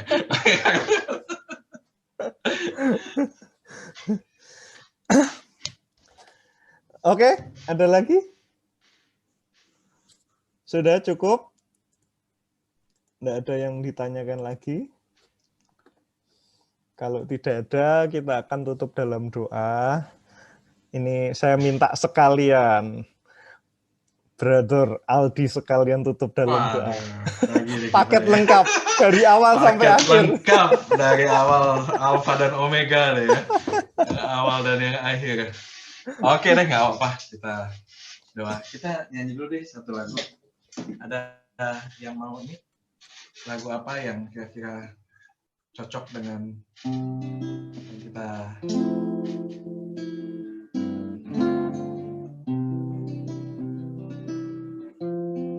apa ya?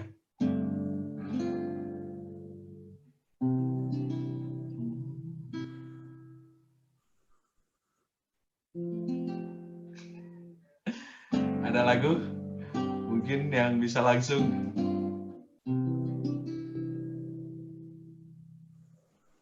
Semua baik, semua baik. Semua baik, semua baik. Oke. Kenapa pilih lagu ini? Ya, nah, gantian saya nanya ya. Kenapa ya pilih lagu ini? Nggak apa-apa Kak, lagu ini enak aja. Ya artinya itu dalam juga sih, artinya. Gimana? Jadi semua yang Tuhan kasih itu semuanya baik, meskipun itu negatif bagi kita, ternyata itu juga baik. Intinya gitu. Bukan negatif sih, maksudnya sesuatu yang tidak seperti yang kita bayangkan. Unexpected tadi ya. Ya, yang benar. Kita mana itu ya? Ya, ini yang tidak kita duga gitu. itu. Mungkin kita tidak duga, belum teridentifikasi, tapi ternyata ujungnya tuh baik. Ya. Ya. Oke. Semua baik, semua baik,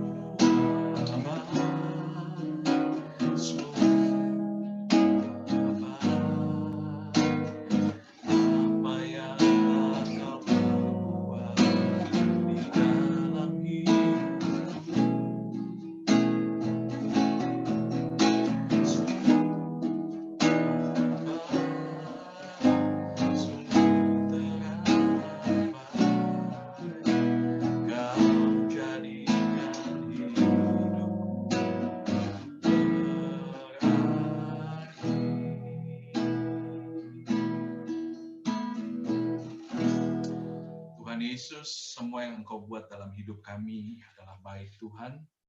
Kadangkala kami sebagai manusia, kami nggak ngerti Tuhan, kami nggak tahu.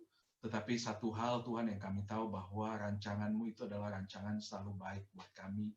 Rancangan damai sejahtera Tuhan. Ampuni kalau seringkali kami menyalahartikan jawaban doa yang kami minta kepada Engkau. Tetapi pada malam hari ini kami mau belajar untuk kami mengerjakan proyek mana kami Tuhan. Ketika Engkau menjawab doa kami dengan sebuah proyek yang harus kami lakukan dengan tekun, dengan setia, dengan kreativitas kami, dengan kerja keras, kami mau lakukan itu Tuhan, supaya kami tahu ketika kami lakukan itu maka Engkau berproses dalam karakter-karakter kami, sehingga kami boleh menjadi dewasa di dalam Engkau dan kami boleh layak untuk menerima jawaban-jawaban doa kami ya Tuhan. Terima kasih Bapa, Engkau Tuhan beserta dengan setiap kami yang hadir Tuhan pada saat ini maupun juga yang tidak hadir maupun yang nanti akan mendengarkan secara Tuhan tidak di YouTube atau dimanapun Tuhan. Kau memberkati setiap kami yang mendengarkan Tuhan supaya Tuhan kami boleh menjadi Tuhan berkat buat orang-orang di sekitar kami boleh menjadi saksi-Mu di orang-orang sekitar kami boleh jadi terang Tuhan di tengah orang-orang sekitar kami ya Tuhan. Engkau pakai setiap kami ya Tuhan. Terima kasih Bapa, terima kasih Tuhan, terima kasih. Terpujilah nama-Mu, terpujilah Engkau. Di dalam nama Tuhan Yesus Kristus kami berdoa mengucap syukur. Amin. Amin. Teman-teman, dibuka dulu videonya supaya kita bisa screenshot. Kak Aldi sama Kak Santi. Oh, coba aku panggil dulu ya.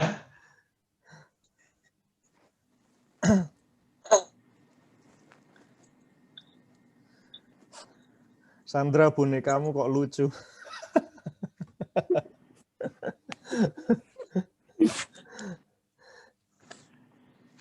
Yosu Yusuf masih di jalan kah? Oke, siap-siap. Oh, belum. Pembicaranya belum. Oh, dia lagi di toilet. Oh, oke. Gak apa-apa, kita aja. Oke, print screen ya. 1, 2, 3. Senyum dong. 1, 2, 3. Oke, thank you semuanya. Kalau mau live boleh Thank live. you. Silakan. Semoga dapat sesuatu ya hari ini ya, teman-teman ya. Thank you, Karen. Ya. Dapat. Thank you ya, Kak Aldi. Sama-sama, thank you semua. Thank you, Kak.